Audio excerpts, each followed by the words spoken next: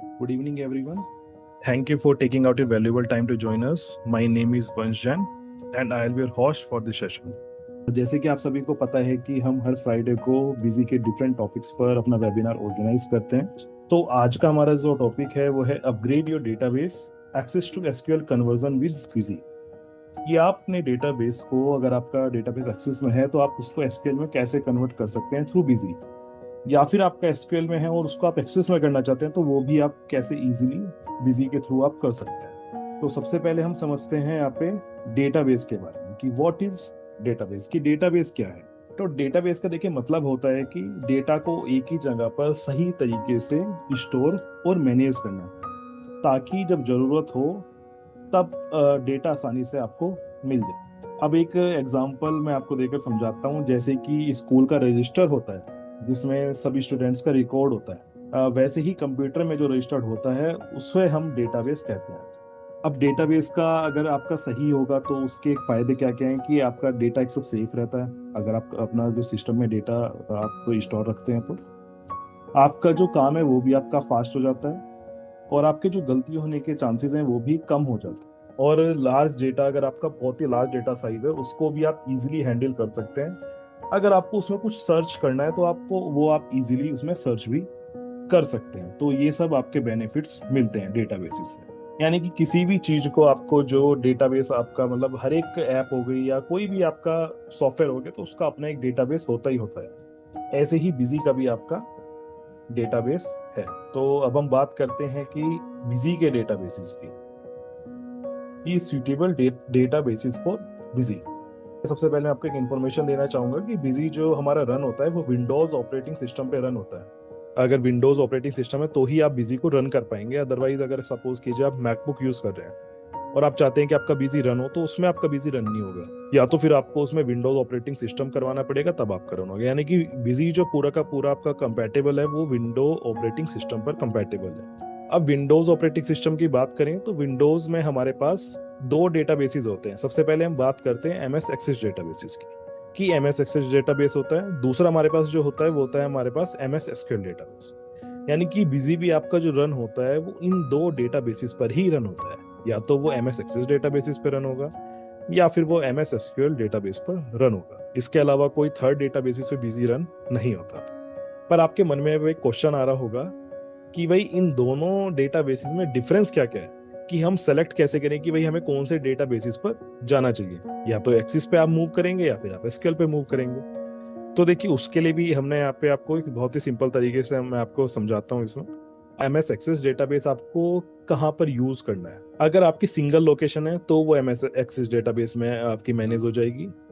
या फिर आपकी डेटा का साइज अगर 2 GB से कम है या फिर अप टू 2 GB, आपका ये कि 2 GB तक है, तो आप एमएस एक्सेस डेटाबेस को यूज कर सकते हैं। अगर 2 GB से ज्यादा होगा तो प्रॉब्लम क्या आएंगी, स्पीड है वो स्लो हो जाती है। जैसे कि आपने बिजी में देखा होगा, कई बार आप कुछ रिपोर्ट्स ओपन करते हैं, लार्ज डेटा साइज होने की वजह से वे आपकी कोई कोई रिपोर्ट ओपन होने में, एक लेजर ही अगर आप लेके चलें तो लेजर ही ओपन होने में 5 मिनट 10 10 मिनट तक ले लेता है। तो वो रीजन क्या है कि डेटा साइज आपका हैवी हो गया और वो एमएस एक्सेस पे सपोर्ट ही नहीं कर पा रहा। उसके अलावा low cost license in case of multi user. अब इसमें आपका बेनिफिट क्या है एक्सेस डेटाबेसेस का, कि अगर आप हमारा मल्टी यूजर लाइसेंस लेते हैं तो आप सेम प्रीमाइसिस में, जैसे कि आपके अप टू 25 सिस्टम्स तक आप उसको कनेक्ट कर सकते हैं। सेम प्रीमाइसिस यानी कि आपका एक ही लोकेशन आपकी होनी चाहिए, उसमें आप लैन केबल के थ्रू या फिर सेम वाईफाई नेटवर्क के थ्रू आप उसको कनेक्ट कर सकते हैं सिस्टम्स को। तो वो क्या होगा, आपका कॉस्ट एफिशिएंट हो जाएगा। कॉस्ट एफिशिएंट कि आपको बस मल्टी यूजर के आपने एक बार प्राइस दे दिए, प्राइस देने के बाद आपका क्या होगा कि इसमें 25 सिस्टम आपके रन होने लगे। डेटा सिक्योरिटी इसकी ठीक है,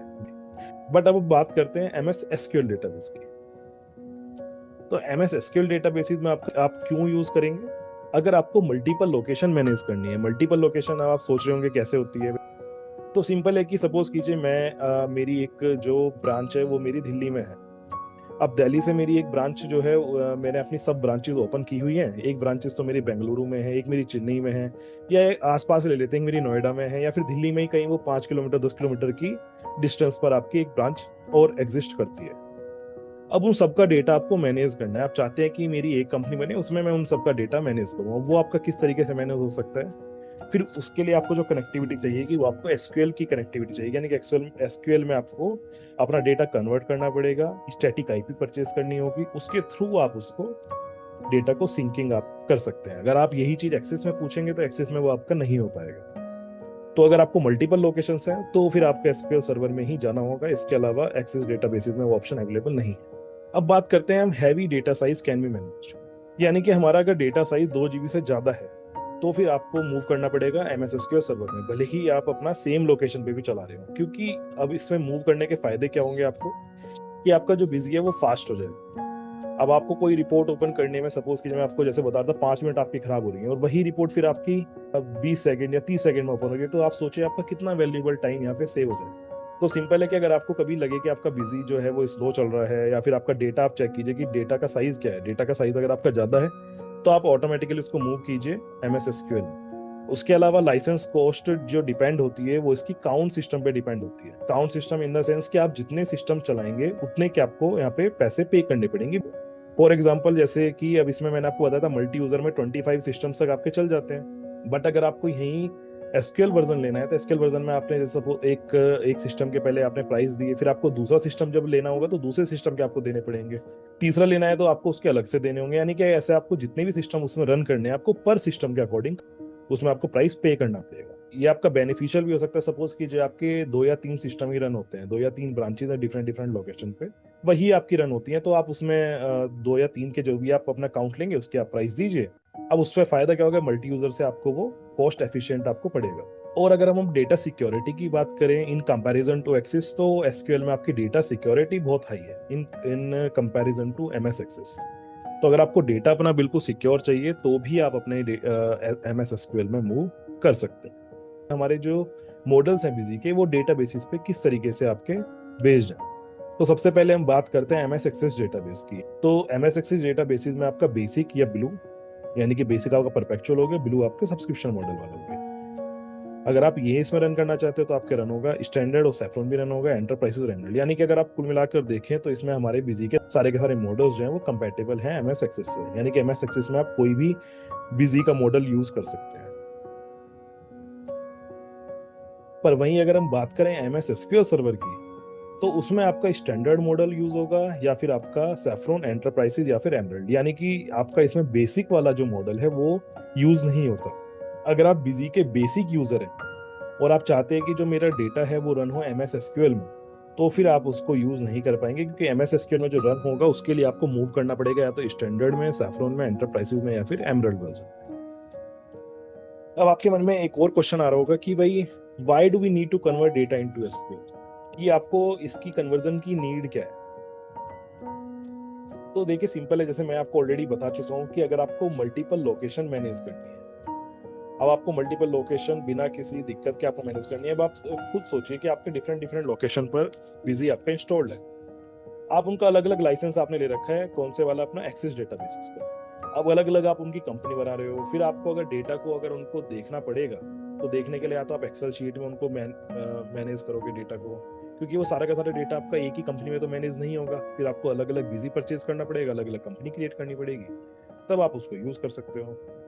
तो एसक्यूएल डेटाबेस में आपको हम वो फैसिलिटी दे रहे हैं कि आपको एक ही कंपनी में डिफरेंट डिफरेंट लोकेशन पे आप उसको वेरी इजीली आप उसको यूज कर सकते हैं। और लार्जर डेटा साइज, अगर आपका डेटा साइज 2 GB से ज्यादा है तो बिल्कुल आप बिल्कुल एसक्यूएल में मूव कीजिए।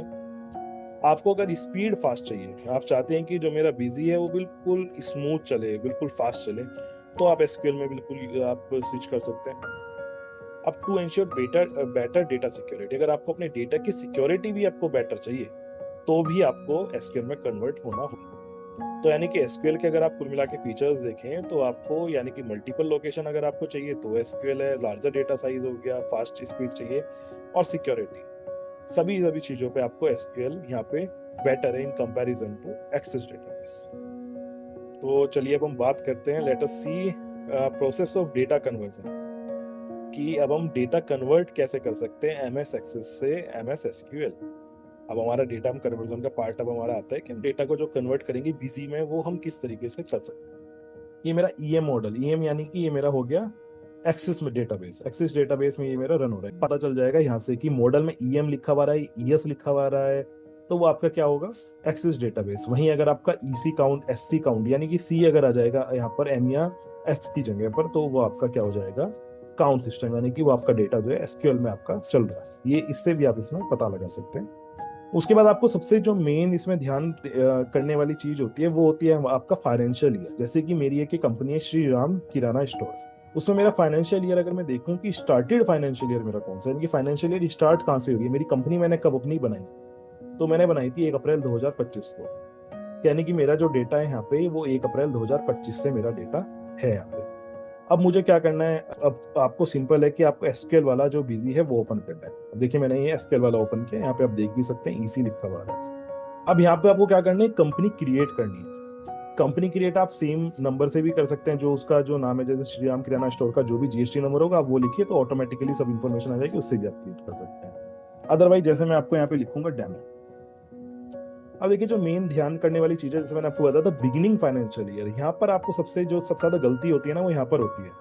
अब उसमें क्या करते हैं कि आप जल्दी जल्दी इन्फॉर्मेशन लिख के क्रिएट पे क्लिक कर देते हैं, आप यहाँ पे बिगिनिंग फाइनेंशियल ईयर पे ध्यान नहीं देते। अब उससे इशू क्या आता है कि आपका जो भी फाइनेंशियल ईयर यहाँ पे आप बिगिनिंग वाला लेंगे, वो उसी फाइनेंशियल ईयर से फिर आपका डेटा इंपोर्ट करेगा। फॉर एग्जाम्पल मैं यहाँ पे 1/4/2026 ले लूँ, तो मेरा 25-26 का डेटा आएगा ही नहीं, क्योंकि जो कंपनी क्रिएट हुई वो किससे हुई, 26 से, यानी कि 26-27 का डेटा इसमें आएगा फिर आप। वहीं अगर मुझे यहाँ पे मेरा डेटा 1/4/2021 से है, तो मुझे यहाँ पे क्या डेट लेनी पड़ेगी, 1/4/2021। पर जैसे कि मैंने अभी आपको दिखाया कंपनी मेरी कहाँ से 1/4/2025, तो मैं यहाँ पे कर लेता हूँ 1 अप्रैल 2025। उसके बाद आपको यहाँ पे सिंपल क्रिएट पे क्लिक करना है और आपके यहाँ पे आपकी कंपनी जो होगी वो क्रिएट हो जाएगी।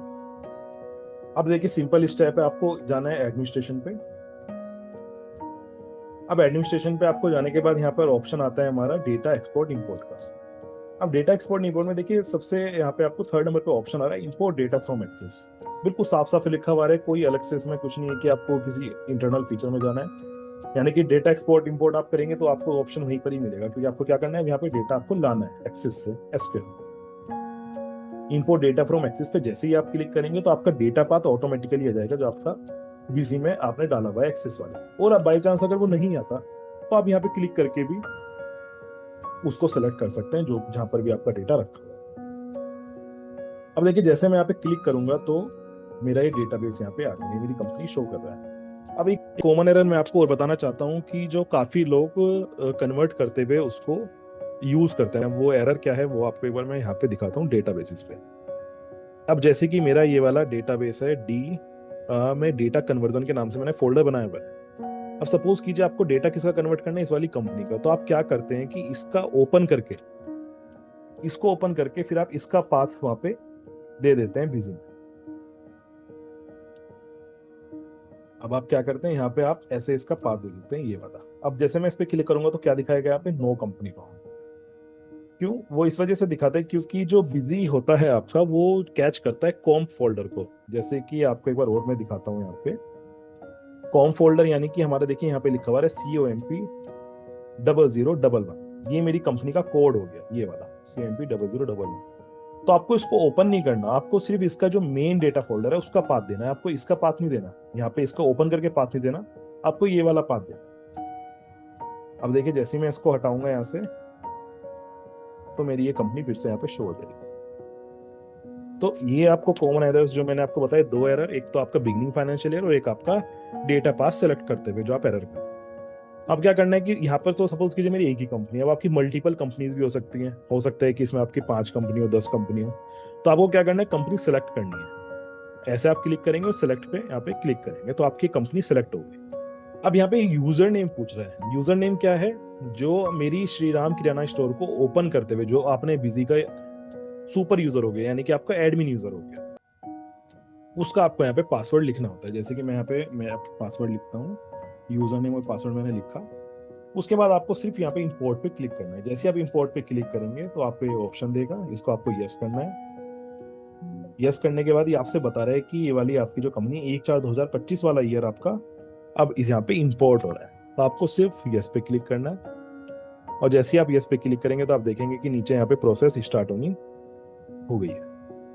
तो जैसे ही आपकी प्रोसेस कंप्लीट हो जाएगी तो आपका जो डेटा है वो बिजी, आपका एक्सेस का डेटा एसक्यूएल में आपका आ जाएगा। अब ये टाइम जो होता है ना, टाइम आपका डिपेंड करता है डेटा साइज के ऊपर। अब आप सोचेंगे कि भाई इसमें तो जल्दी हो गया या फिर हमारे वाले डेटा में टाइम ले रहा है, तो देखिए दोनों चीज पे डिपेंड करता है आपकी। एक तो सिस्टम की कंपैटिबिलिटी कैसी है, सिस्टम आपका अच्छा होना चाहिए। विंडोज अगर आपकी अपडेटेड है, विंडोज 11 है या आपका लेटेस्ट है, रैम वगैरह आपकी अच्छी है, तो बिजी आपका फास्ट वर्क करेगा कन्वर्जन के टाइम पे भी। अब जैसे देखिए मेरा यहाँ पे डेटा यहाँ पे कन्वर्ट हो गया, यहाँ पे कन्वर्टेड सक्सेसफुली लिखा हुआ है कि कोई एरर नहीं है। अगर कोई एरर भी आता तो यहाँ पे मुझे उसका एरर मैसेज भी यहाँ पे शो कर देता कि किस वजह से एरर आ रहा है, बट यहाँ पे कोई एरर नहीं आया, यानी कि डेटा मेरा इजीली कन्वर्ट हो गया। अब आपने अगर एक ध्यान देने वाली चीज देखी हो तो देखिए नीचे यहाँ पे कंपनी की इन्फॉर्मेशन ऑटोमेटिकली चेंज हो गई। यहाँ पे अब क्या आ रही है, श्री राम किराना स्टोर, मैंने क्या लिखा था, डेमो। फाइनेंशियल ईयर आ गया, मैंने वहां पे स्टेट क्या लिया था, दिल्ली, पर यहाँ पे ऑटोमेटिकली क्या आ गया, राजस्थान, क्योंकि मेरी कंपनी कहाँ की है, राजस्थान की है वाली कंपनी। तो यानी कि उसकी जो भी आपकी इंफॉर्मेशन होगी वो टोटली आपकी यहाँ पे आ जाएगी, उसकी जो भी कॉन्फ़िगरेशंस होंगी वो सब आपके जाएंगे। अब एक बार आपको इनका डेटा भी दिखाता हूं मैं।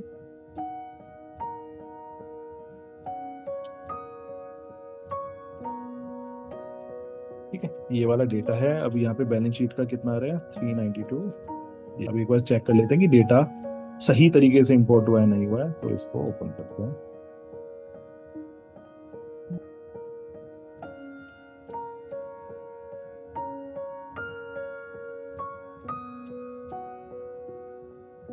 तो आपने देखा यहाँ पे 392,25,940, यही अगर मैं दूसरी कंपनी में देखूं तो 392,5,940, यानी कि मेरा डेटा बिल्कुल एक्यूरेट यहाँ पे इंपोर्ट हुआ है, मेरी बैलेंस शीट मैच कर रही है।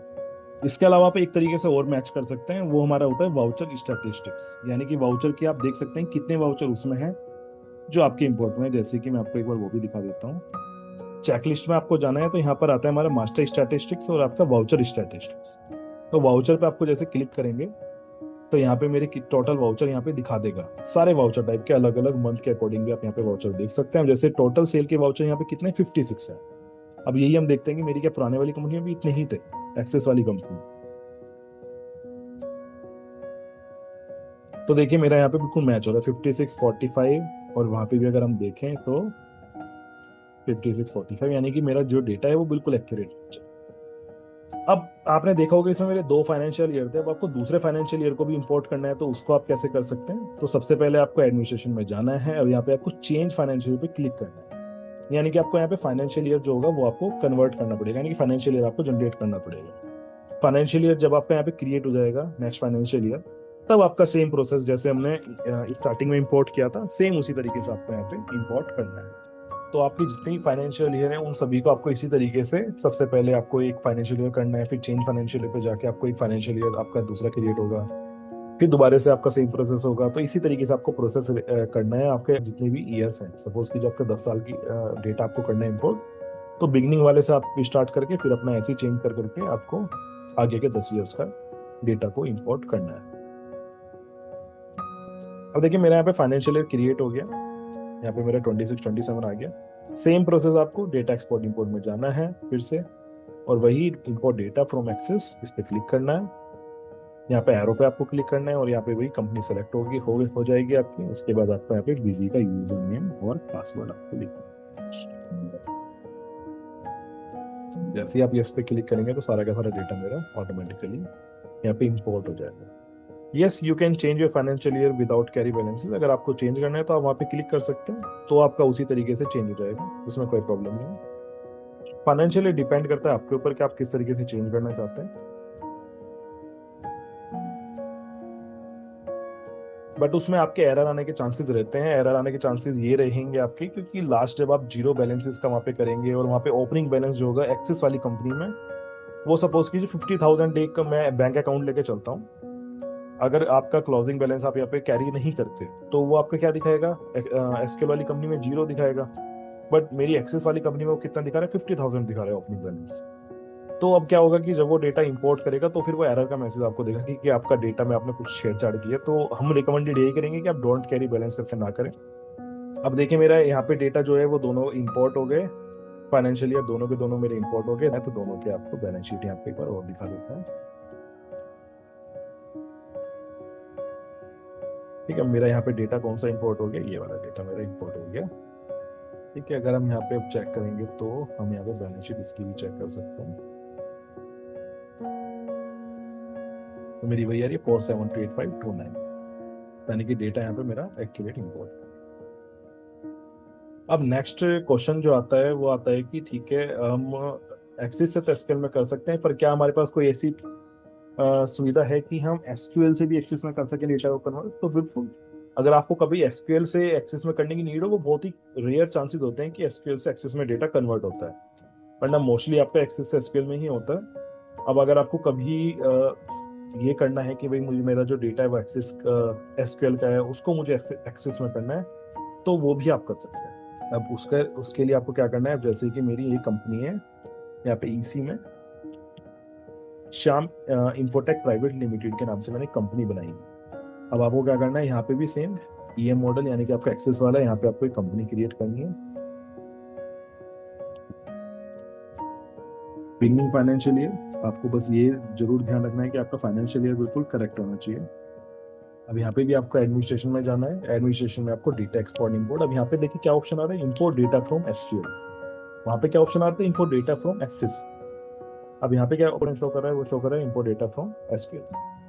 यहाँ पे देखिए एसक्यूएल की ऑटोमेटिकली डेटा बेसिस की इन्फॉर्मेशन ये ले लेता है, ऑटोमेटिकली जो भी आपकी एसक्यूएल की इन्फॉर्मेशन मिली हुई है वो सब यहाँ पे ऑटोमेटिकली ले लेता है। बट कभी कभी क्या होता है ना, किसी के सिस्टम मल्टीपल एसक्यूएल इंस्टेंसेस भी इंस्टॉल होते हैं, तो फिर आपको यहाँ पे सर्च करना, अपना वो सेलेक्ट करना पड़ेगा, अपना सर्वर नेम लिखना पड़ेगा, यूजर नेम और पासवर्ड आपका। ये पासवर्ड आप जब एसक्यूएल इंस्टॉल करते हैं जब भी आप क्रिएट कर सकते हैं, उसके बाद में भी आप चेंज कर सकते हैं, मतलब कि आपका एसक्यूएल लॉगिन वाला जो पासवर्ड होता है वो आपको यहाँ पे लिखना है।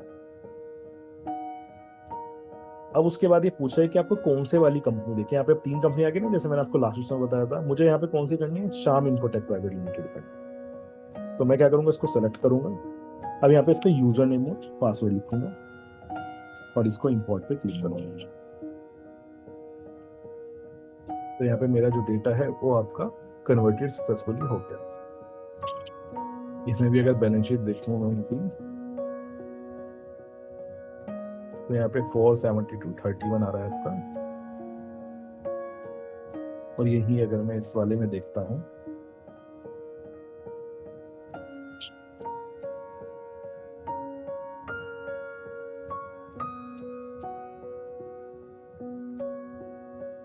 फोर 470.31, यानी कि आपका ये वाला डेटा भी बिल्कुल करेक्ट यहाँ पे इंपोर्ट हुआ है। तो इस तरीके से आप अपने डेटा को बिजी में बिल्कुल इजीली इंपोर्ट कर सकते हैं। बस आपको 2 चीजों का ध्यान रखना है कि आपको जो फाइनेंशियल ईयर लेना है वो आपको बिल्कुल सही सेलेक्ट करना है। जब आप कंपनी क्रिएट करें तो आपको वो बिल्कुल स्टार्टेड वाला होना चाहिए।